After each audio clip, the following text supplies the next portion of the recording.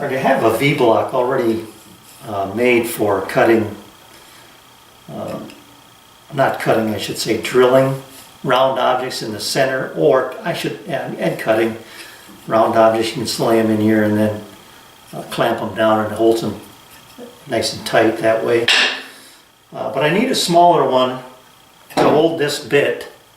I think I found a new way to sharpen this, and I want to give it a try, but I have to hold it like so. And this, like I said, this is too big and the cut is too deep right now. So I've got things set up here. I think I've found relative center for this. My push stick here, set up and ready to go. So let's see how this works.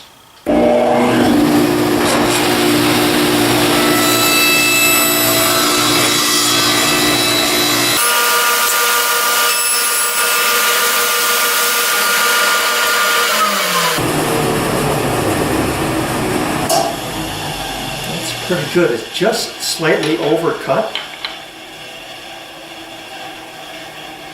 but it sits in there nice and solid. I think I want it a little bit deeper. I think I want it to be a little bit more than half the bit. Right now it's just shy of that.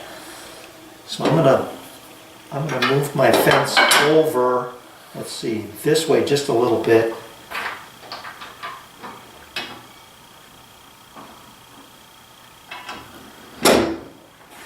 And raise that blade just a hair as well.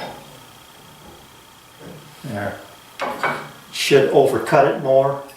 And then it will give me that relief right there at that corner.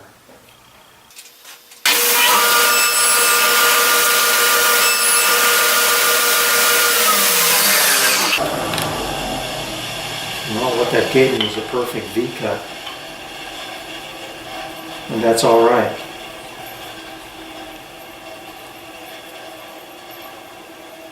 I'll take it.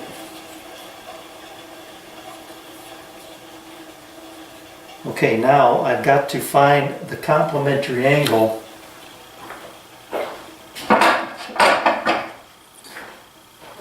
So I've got to cut this corner back at 90 degrees to that face. So 30 degrees, this should be 60. Let me grab my pencil. No, I can't do it that way.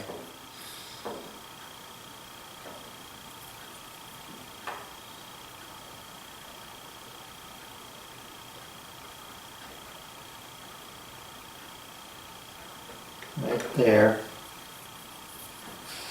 All I'm doing is trying to keep that square.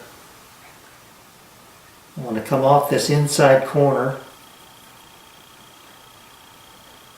Something like that. Okay, I'm using my my extrusion sled here because I can use my hold down for my drill press table. So I've got to stop here to register the corner. I'm just on the line, or just over it just a little bit here, it looks like. Yeah, I might be right on it. That's close enough though. So I'm good to go. I've got just a little bit of pressure down on this, but it feels good and solid. Wiggled it a little bit there. I don't want to torque it too much, and or the table is actually go this way. That should be plenty enough to hold it, I think. We're going to find out. I suppose what I could do would be I could put another. Let me do that. I'm going to put another block in here. Another stop. I was going to use a long one, but there's no way to use it. I was going to use this, but there's no way to use it because this gets in the way. Or that got in the way of this. Hold down.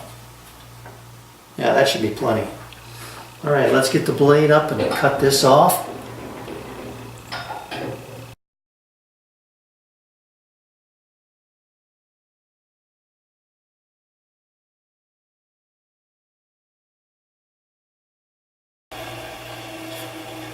And that's perfect. Right on the money. Let me see how it looks. I'm going to put my, so this will hold my cutter, and this gives me clearance from the stone.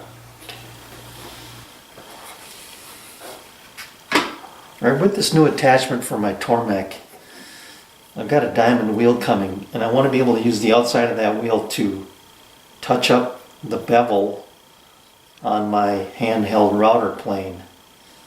But if I were to put this on here like this, you can see that that's not going to work. I've got to get this thing jacked up here and get it up above all of this and hold it up here.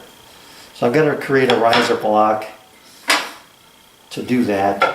And all I've done here was taken this is probably 1 inch thick, and I need that thickness because as I create these recesses, you can see I've traced out where this bracket is. As I create these recesses to drop this down, I'm going to lose some of that thickness. So I've got about 3/8 of an inch to play with. Right, I did this on the router table. Knocked off the corner here for the radius, and then knocked off these corners for the weld. See how she fits. Like a glove.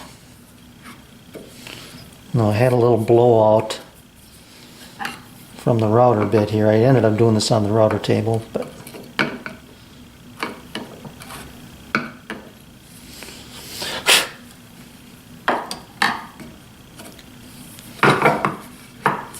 that's good. It's a nice fit. So I've got this one, and I've also have this other one that came with the new machine. This is from my old machine, and that fits equally well. And I don't. This has got a better weld on it than the previous one. So whichever one I decide to use, I'll be okay. All right, I got some ideas for this platform. First I need to get a T-nut in here so that I can attach this to the bottom with a knob to what you can't see is this underneath there. So this will go like that, through hole, and then it'll become a clamp to hold this to the rod. So I'm gonna locate that first, and then I want to drop in a couple of extrusions here. That's going to be cool. I can see all kinds of things I could do with this once I get that done. All right, mission accomplished. This hole is off center because that's just the way I made it. I mean, I could have gotten a piece of scrap where I could have had it centered, but I wasn't going to mess around with that. So once it goes on the bar, then this can be locked on. And I can use it in either direction. That's the other thing about it too. So now we're locked tight, and that won't come off.